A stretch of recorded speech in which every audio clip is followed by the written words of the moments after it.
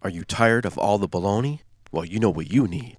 Straight talk with Jack Graham. So make sure you hit that like button and subscribe so you don't miss out on any future videos. Now, here is Jack Graham.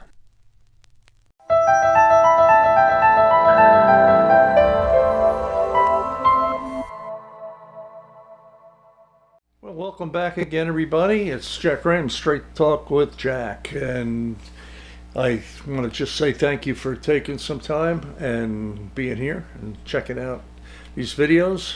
I'm going to get back to doing more than I have in the past few months. I hope you enjoyed the last one. Today, I want to talk about Concord Jazz. Now, I did a video not too long ago in sequence, but probably 6 months ago, here on the channel on Concord Jazz. I'm going to put the link to that. You could find it if you go back into the other videos that I've recorded. And I went into some of the history of the company and some of the records that I really enjoy on Concord Jazz. I think, we've reissued Contemporary. We've, Blue Notes are being reissued, the Tone Poets, Impulses are coming, Verves are here. Many labels have been reissued, and I think that Concord is one that may be a candidate to look at again. We know the success that was attained by the Pablo reissues. Man, what a series that Acoustic Sounds did with that. So a lot of labels have shown. And the music's shown up again. I think Concord, it's time we need to look at Concord. Now, Concord again was founded, I think, in 1977, if I remember right. No, it was before that. It was probably 73, 74, in California by a gentleman named Carl Jefferson. Carl Jefferson owned a Lincoln Mercury dealership in Concord, California.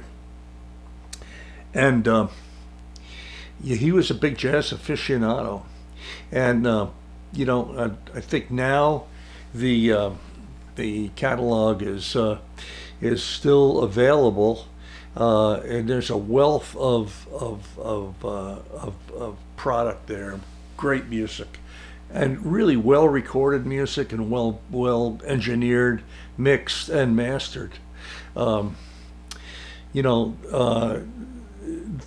Their records up until 1970, well, from 73 to about 84, were all analog, AAA, no digital in them. And late in 1984-85, when the CD started becoming viable, they threw in a digital sequence, and we had ADD.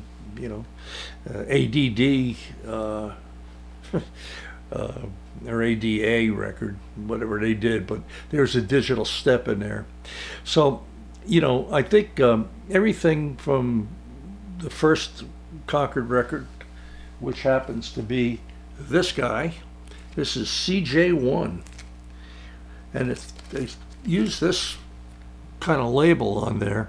They switched up to the other one I'll show you in a minute. This is the very first record that came out on Concord. Herb Ellis, Joe Pass, Ray Brown, Jay Canna. Does it get better than that? Sonically amazing. So this is all analog. So everything from CJ1 up until I think about 260, CJ 260, they are all analog records. After 260, they had the digital process in there. Who was on this label? Singers like Rosemary Clooney, Mel Torme.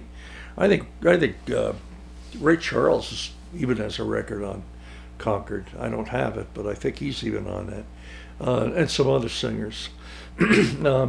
Musicians like Stan Getz, Ray Brown, Monty Alexander, Charlie Bird, Barney Kessel, Joe Pass, Nat Pierce, great sidemen, Harry Edison, Gene just an unbelievable roster of players are on this label.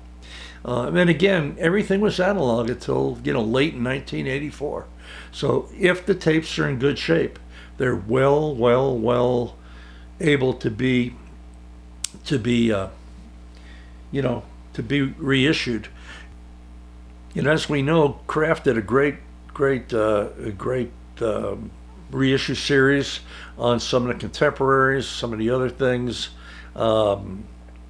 Acoustic Sounds was involved, did great. So they own these tapes, and they are available. I got to believe, and they probably are in pretty good shape. Sonically, these records are just phenomenal. And I just pulled a couple out. These are some of the early records. This is CJ4. And again, Charlie Bird, Barney Kessel, Herb Ellis in concert at the Concord Summer Festival. They had a big venue in Concord, California. Big, kind of like a small Hollywood Bowl. Packed it every night.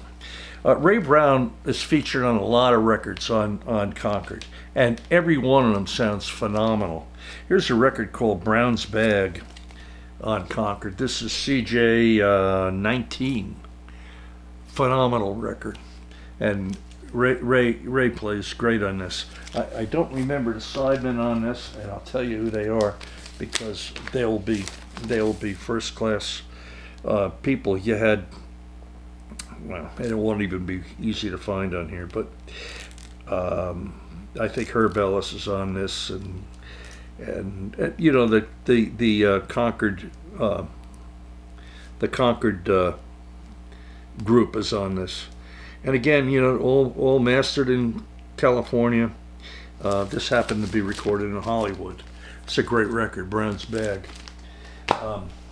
Here's another, anything with Ray Brown on it is just going to sound great. Monty Alexander on piano, Herb Ellis and Ray Brown, called Brown Bag. This is CJ 253. So this is right before the digital period came to be. Art Farmer recorded on Concord. Early Art Farmer on Concord 212. Warm Valley. It's a great record. You know, if anybody, I did a video on Art Farmer way back when, if you want to check that out. Got Fred Hirsch, Ray Drummond is on bass, and Akira Tana on drums. Good drummer. It's a quintet that Art had for a while. Really good record. Here's another Barney Kessel. It's an early one. This is CJ 34. Poor Butterfly, Herb Ellis and Barney Kessel. What a great player Barney Kessel was. I think you can see what I'm talking about. Bud Shank did about 3-4 records. This is his famous, I think the one that sold the most, called Sunshine Express. And he plays the sonics on this record. It's just amazing. Mike Walford is on piano. Bobby Shue, the great trumpet player. Bobby Shue, what a great player.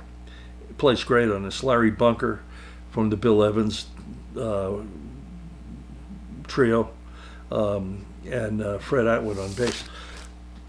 Sunshine Express, another good record. CJ 20.